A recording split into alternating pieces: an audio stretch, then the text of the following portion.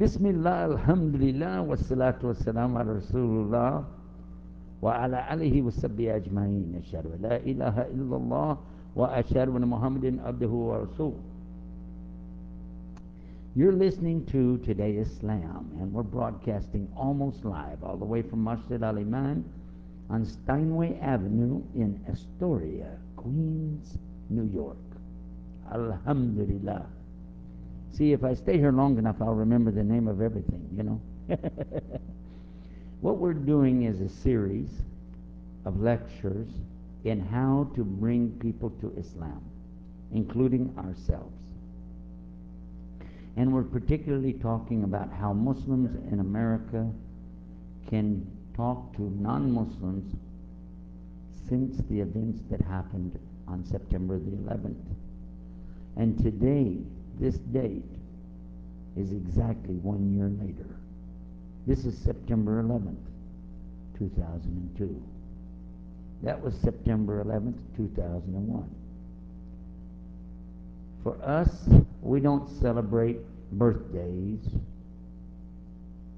and we don't celebrate Christmas and Easter.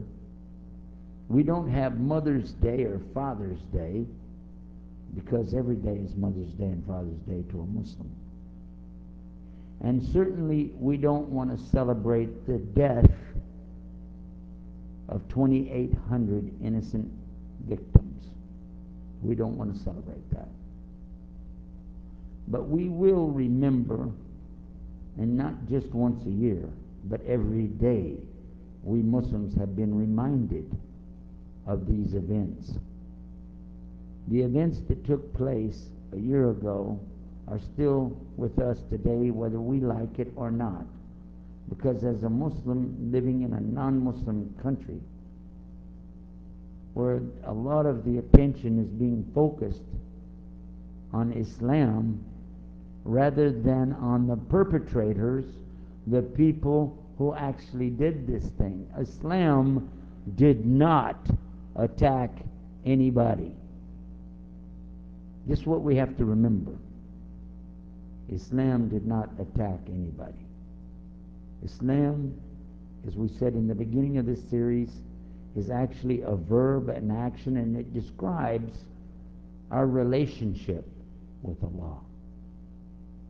So this fifth tape, this fifth in the series that we've been doing, will, inshallah, help us to understand what to do next. We first proved that it was essential that we're going to have to do the da'wah, or the call to Islam. Then we talked about how to overcome some of the difficulties in talking to the people. Next, in the next part of the series, we mentioned what to do to begin the discussion with the people. Then what to do if they become interested in Islam, and how to present that, how to give the shahada, and then how to introduce them to the salat. And that's what we talked about in the last session. This session, what we want to do is talk about something called KISS. K-I-S-S. Keep it super simple. Do not complicate the message of Islam. So many people ask me over and over, what do I do if the person I'm talking to says this or asks that? And they ask me about why Islam does this, and why does so-and-so and this and that. What we have to do is separate the message of Islam from what some Muslims do. What Muslims do is what Muslims do. But Muslims have been ordered by Allah to live a very beautiful and wonderful life serving Him. It does not include terrorizing people or oppressing people. Be sure we remember this when we're talking to the people. We must mention to them so that they know that our Lord, our God, Allah subhanahu wa ta'ala, said in His book, which was put up with him before he started the creation. Before he started creation. And this is important for us to know, that he, Almighty Allah, does not oppress. And he says, and this is more or less the translation, my rahmah will prevail over my anger. He says that his mercy will prevail over his anger. So he is most merciful, most gracious. Ar-Rahman, Ar-Rahim. Ar-Rahman, Ar-Rahim. This is Allah. And if we understand that, we know that we as his servants must always try to be merciful to others. He will ask us about this. So we want to communicate that as a part of the message when we talk to the people. So in this session, what I really want to deal with is that all through the time, from the time we meet somebody until they make shahada, until they start coming to the masjid, we talked about how to treat them and how not to mistreat them. But now, be sure to keep it simple. I'm recalling tonight, I've been thinking about this so that I could communicate this to you. I'm remembering 11 years ago in July, when I came to Islam. And I'm remembering the people that I met, and I'm remembering how I felt. And I've been a person, before that, I knew a lot of people already. I knew about religion, I knew about Christianity. I knew a lot about business, television, music. Been all over the world. But yet, when I came into the masjid for the first time, I have to tell you something. And so I'm going to share this with you, and I want you to think, because this is the way it happened. My first day, I had never been in a mosque, ever. Never even saw one. Didn't even know what to expect. So I'm going to try to share that with you now in telling you, and I want you to think how it would feel.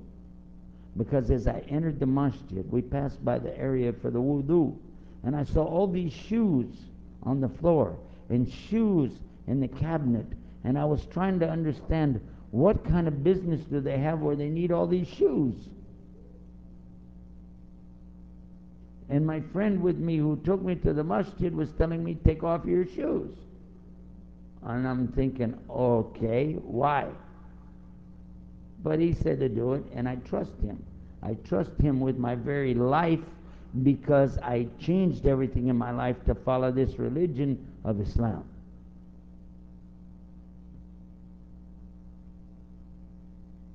Then as we passed by the wudu area, one of the brothers there, a good brother, I came to know him very well later, but he looked at me and he said, are you a Muslim?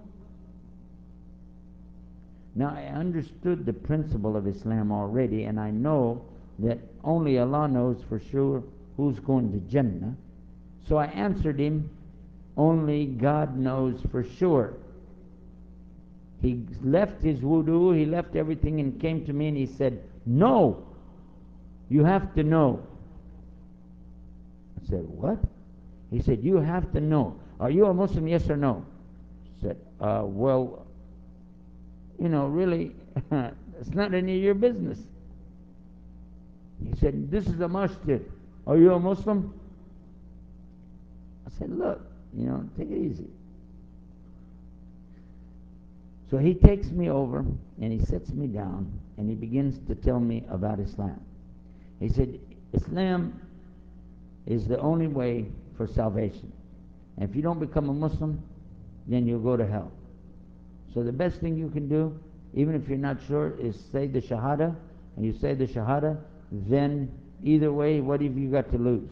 Because if there's no God or anything, you didn't lose nothing. But if you say the Shahada, and then you'll be a Muslim, and then you'll be okay. Either way, you won't lose. And I was thinking, this guy couldn't sell a used car, man. This is a terrible way to explain Islam. Now, my friend who brought me in didn't hear any of this. When he found out later, he went to this man and gave him a horrible hard time. But in the meantime, I was okay. I knew I wanted Islam. I didn't care what this guy said, right? But I'm listening, you know. Can you imagine? Is this the way they call people to their religion? So then we got up off the floor and we started to go into the Musalla area, like where we're sitting here. Same colored carpet as we have here, green. As they opened those big, beautiful doors, they were solid wood doors, like we have in churches. Very nice. And I'm fully expecting to see something very wonderful and elaborate because of the structure of that building was so nice in Texas. It was nice. But when they opened the door, there was no furniture, no chairs, no organ, no piano, no stages, just green carpet. And I looked, I said, what's going on? Somebody steal all your furniture? Is it new? You don't have it here yet? People are sitting on the floor. Everybody's sitting on the floor. The only thing was some bookcases with some green books. That's it. And a lot of people sitting around on the floor, kind of like, you know, rocking back and forth, reading these books. I'm going, what is this? And then my friend told me, okay, just come in and sit down and don't say anything. And then when it's time, I'll tell you what to do. I said, okay, we sit down. Now keep in mind, I had a Catholic priest with me who had also come to Islam the night before I did. So we have the Catholic priest who's now Muslim and myself, preacher, come to Islam. They were sitting there. Okay, first time in the masjid. And then it filled up. It was so full of people. Then this man came in with long white robe, big black beard, and walked right straight up to the center part, and he stood up on a little tiny stairs, and then he sat down. And he said something, Allah. And everybody said, Allah, Allah. And then somebody stood up and said, Allahu Akbar, Allahu Akbar, Allahu Akbar, Allahu Akbar. And he gave the adhan. And then this man stood up again and he said, Inna alhamdulillah, nahmaduhu wasta'inahu, astaghfiruhu. I said, oh my God. These guys are talking about taking over America.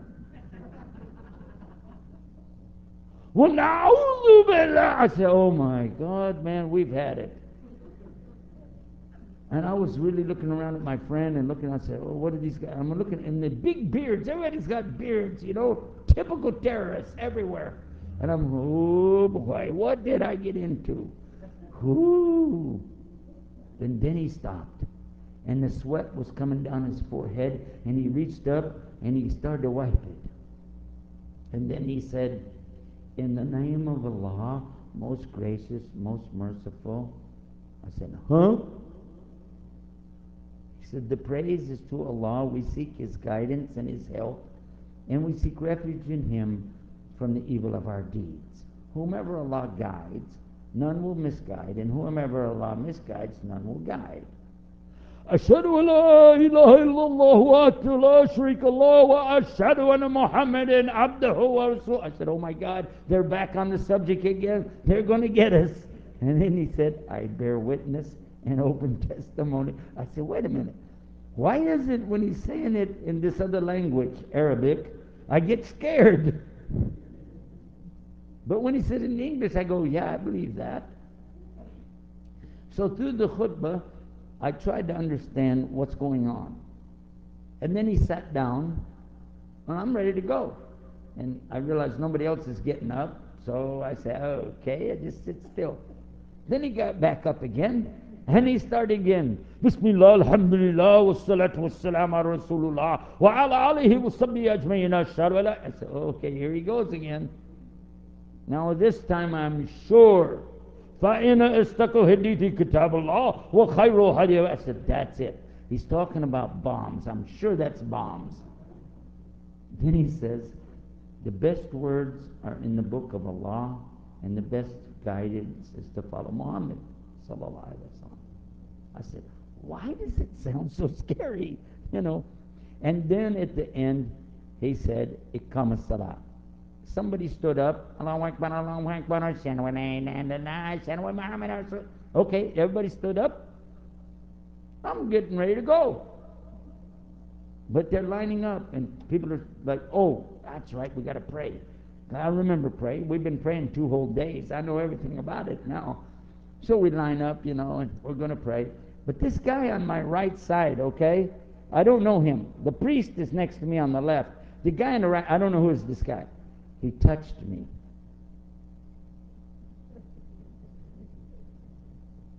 You know anything about Americans? Don't touch them.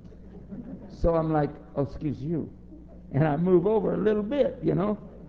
And he moved over again, right beside me. He touched my arm. Wallahi, he put his arm by my arm. And I moved over to my friend again. And I said, hey, this guy's touching me. He said, the guy on my side is touching me too. I said, let's go back in the next row. So we moved back. And then the rows closed in on them. And then these guys started touching us. And we moved back again. And those guys, I said, what is it with these people touching us? And the Imam said, Allahu Akbar. Okay, so we prayed, you know, stood there, went through the prayer, went through the motion and everything. By now, like I said, we were experts. 2 days old in Islam, you got to be, you know everything. Right? And then, when it was over, he said, Assalamu alaikum rahmatullahi wa barakatuh. Assalamu alaikum wa rahmatullah. Okay, and we did that, whatever. I didn't really know how to say anything, so I just kind of went, whatever. And then, I'm sitting there watching these people start playing with their fingers. I said, look at this, man, what they doing? Something with the fingers. You see people do this? Kind of like running their thumb around on their fingers and stuff. Everybody's doing this thing. Must be a nervous twitch. Then, now here's where it gets interesting. Remember the first time in the masjid, the president of the Islamic Society of XYZ city, I don't want to say the name, comes over and he takes the microphone. Bismillah, alhamdulillah. Assalamu alaikum, brothers. As we know, this community is our community. We're the Islamic Society here. There's some other people operating in our mosque who have no business in this place. You can take your business down the road, get your own mosque. You don't have to come in here and be doing your Islam. We have our Islam, and just go on somewhere else. And then in the back of the room, against the wall, another brother stood up, and he had a small portable amplifier with batteries and microphone.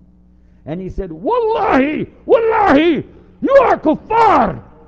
And I'm going, what is this? And I don't really remember what they said. They started hollering at each other on microphones across the room at each other. You're the ones that are. No, we built this masjid. No, you started. And you get out of here. I said, what is this? I've never seen such a thing anywhere. Men in suits in a place of worship raising their voice in a church. When you go in, it's a library. Nobody raises their voice except the preacher.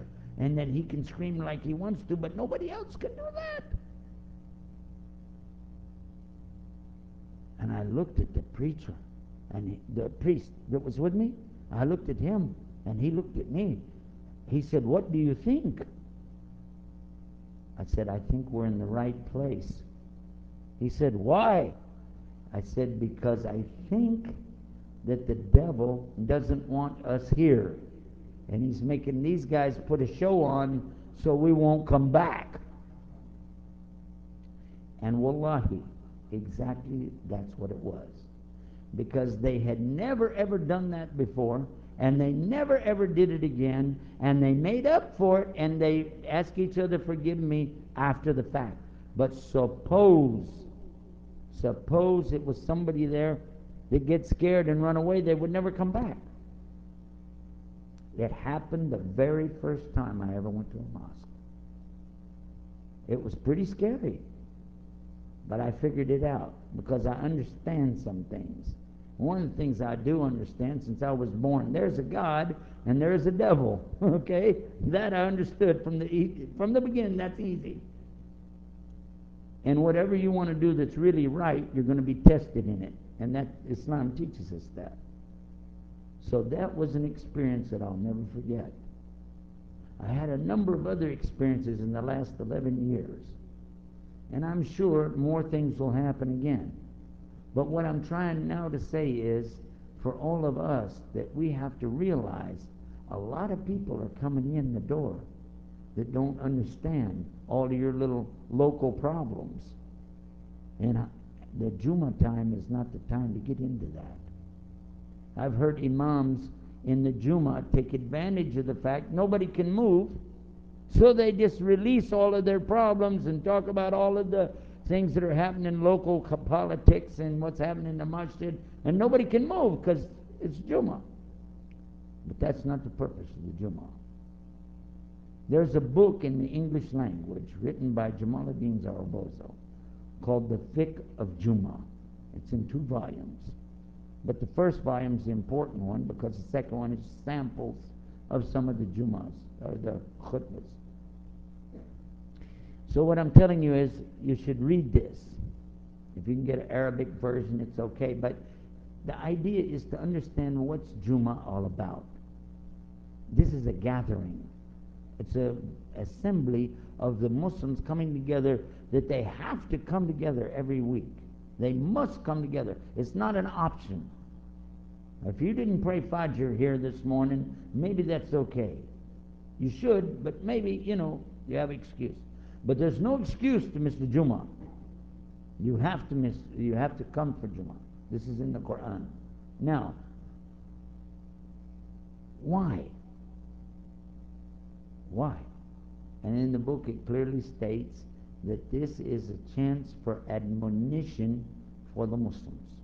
It means this is a chance for us to wake up, to think about what we're doing every week, how we can be closer to Allah and further from the nar, closer to the Jannah and further from Jahannam.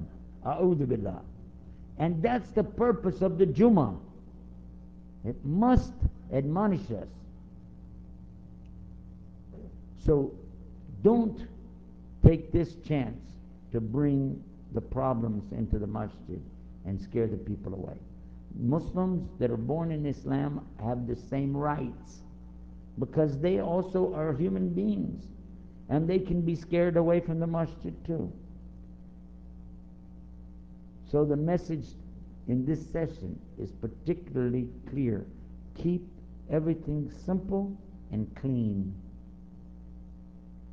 When people come to us, show a good face. Be kind. Muslims are very kind.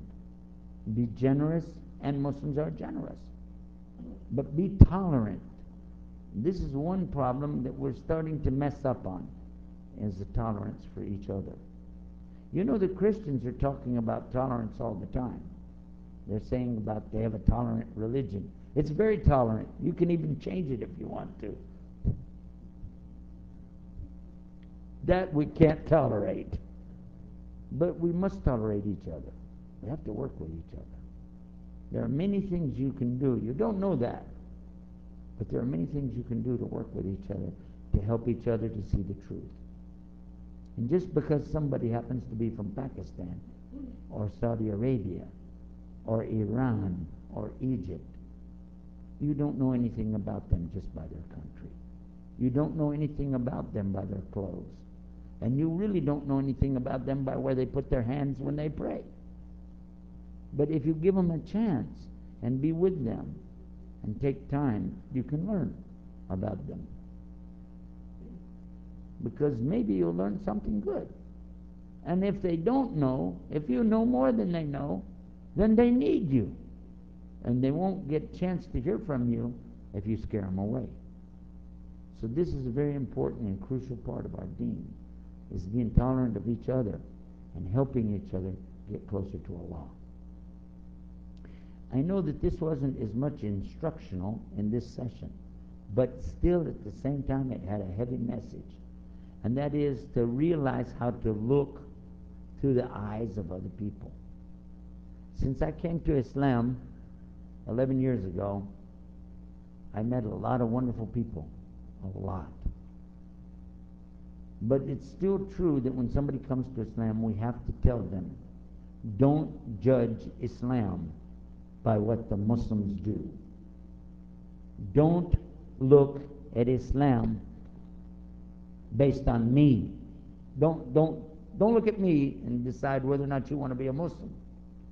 Because you'll be a Muslim your way, as good as you can, and you'll be as good as you can, but we'll all make mistakes. Don't think of Islam that way. That's the advice we have to give to people. So when they come into Islam, be sure that you let them know that. And now finally, in the last part, I want to mention this. A new Muslim, and this also counts Muslims who wake up to the deen. Anybody know what I mean? Like they didn't ever pray, they didn't ever fast, they didn't ever, all of a sudden they want to be a Muslim. Don't scare them away either. I mean, if you don't know somebody, and I don't care how long his beard is, but you don't know him, then you don't know his background. He might have just started praying 6 weeks ago. So be tolerant. Take it easy. If he makes mistakes, ask him if he has some time to go sit with you, have a cup of coffee or something, and then get to know him, and don't say anything about the mistake. Take him to the Imam and ask the Imam about the mistake. I'm not sure where I'm supposed to put my hands when I pray. Imam, can you tell us? Because, you know, you're Imam. What's the proof in Islam that both hands have to be up at the same time? Huh? And the Imam will explain. And then if you said, well, I don't think the Imam knows the best way, guess what? Even if you are right, he's still the Imam, and you don't have that on your neck on the day of judgment for saying something and you're not sure. You follow me? Take it easy, keep it simple, and let Allah subhanahu wa ta'ala be the guide for all of us. You've been listening to Today Islam. We broadcast almost live right here on the Today Islam network, todayislam.com, where you'll find our website open 24 hours a day and always plenty of what? Free parking. You're right. And until next time, this is your host, Yusuf Estes, reminding you that it's only Allah that guides.